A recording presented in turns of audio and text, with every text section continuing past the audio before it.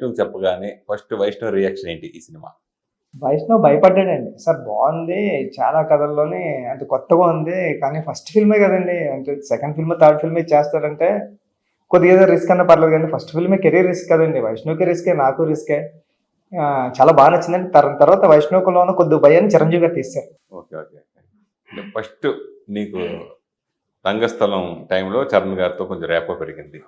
So అతనికి narration ఇచ్చేప్పుడు కానీ ఈ కథ గురించి చెప్పిన కానీ అప్పుడు రియాక్షన్ చరణ్ బాబు ఏమన్నారు? చరణ్ గారికి ఒక నమ్మకం ఉందండి. అంటే సుక్కు సార్ దగ్గర పనిచేయడం వల్ల ఏమవుతుంది అంటే హీరోలకు దగ్గరగా ఉంటామండి. అంటే ఆయన అరే మీరు హీరోలతో మాట్లాడకూడదు అలాంటి ఏం పట్టిందండి, ఆయనే పరిచయం చేస్తారని మనం ఒక డైలాగ్ రాసామనుకోండి, ఆ హీరో చెప్తాడండి ఈ డైలాగ్ ఎవరు రాశారు తెలుసా డార్లింగ్, ఈ రాశాడు సెట్లో. దానివల్ల ఇంకా ఈజీ అయిపోయి క్లోజ్ అయిపోయి చరణ్ సార్ చెప్పాను ఇలాంటి ఇష్టమైన కమ్యూనిటీ బ్యాక్డ్రాప్ లో ఒక హీరో ఉంటాడు, ఇలా ఉంటుంది ఇలా ఉంటుంది చెయ్యి బాగుంటుంది చెయ్యి అన్నారు. కానీ అప్పుడు వాళ్ళ ఫ్యామిలీలో అబ్బాయికే చేస్తానని చరణ్ గారు కూడా తెలియదు. తర్వాత ఇన్ని దాటి మొత్తం మీద బాస్ చిరంజీవి గారి కథ వెళ్ళారు. ఫస్ట్ నేరేషన్ ఇచ్చినప్పుడు విన్న వెంటనే ఆయన ఏమన్నారు? చిరంజీవి గారికి నేరేషన్ ఏమంటే చిరంజీవి గారు పైన కూర్చున్నారండి, సార్ నేను కింద కూర్చొని కథ చెప్తాను అన్నాడు. అవునా నేను కింద కూర్చొని అన్నారండి, లేదు సార్ మీరు పైన కూర్చోండి అంటే. ఇంకంటే పేపర్లు అన్నీ ఉంటాయి కదా సార్, అన్ని వేసుకుని నేరేషన్ అవుతుంటే చిరంజీవి సార్ బాగా నచ్చిందండి. క్లైమాక్స్ దగ్గర మాత్రం ఒక్క నిమిషం ఆగారండి. ఆగి ఇలా చూసి బుచ్చి ఇది చాలా మంచి సినిమా అవుతుంది, నువ్వు ముందుకెళ్ళు అని ఇంకా వైష్ణవ్ని పిలిపించి కాల్ చేసి మాట్లాడి వైష్ణవ్ నువ్వు చేస్తావు నేను చేశాను ఫిల్మ్ అని ఆయన వచ్చేసి మా గురువు గారిని పిలిపించి ఒక ఫోటో అప్పటికప్పుడే తీశారండి. అంటే ఆయన జడ్జిమెంట్ ఏం కానీ అంతే.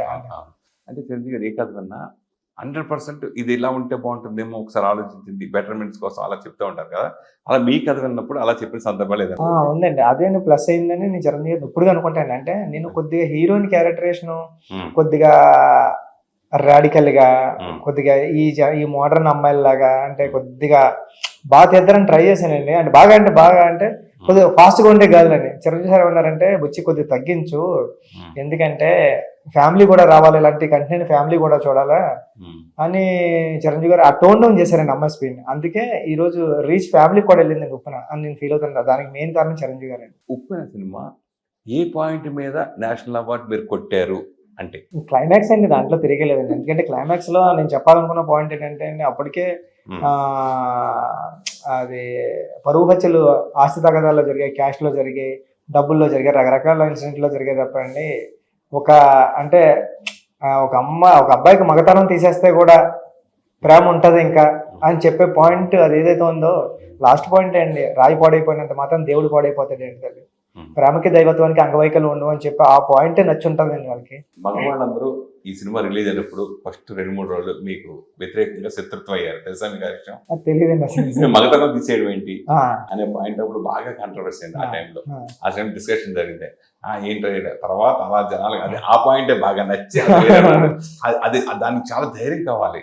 అప్పుడు మీరు ఫేస్ చేసిన ఇది ఇబ్బందులు ఇట్లా ఎవరు మిమ్మల్ని టచ్ చేసి అంటే డైరెక్ట్ గా వాళ్ళకే నచ్చి ఉంటుంది కదండి. అంటే అమ్మాయిల పాయింట్ ఆఫ్ వ్యూలో రాశాను నేను. ఒక అమ్మాయి ప్రేమిస్తే ఏ రేంజ్కి వెళ్ళి లవ్ చేస్తుంది ఒక అబ్బాయిని.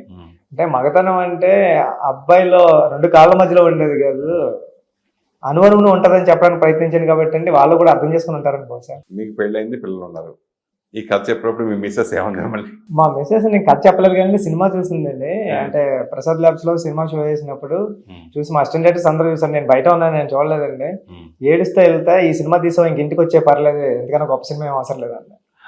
ఏడుస్తే వెళ్ళిందండి. అంటే అసలు సినిమా కథ ఎలా ఉంటుందని తెలియదు, హీరో క్యారెక్టర్ అని తెలియదు, ఏమీ తెలియదండి. చూస్తా ఏడుస్తా ఇంటికి వెళ్తా చెప్పినమాట అండి. ఇంతకన్నా మంచి సినిమా తీస్తామని నేను అనుకోను, చాలా మంచి సినిమా, ఇంక ఎక్కువ సినిమా తీసి ఇంటికి వచ్చేసినా పర్లేదు.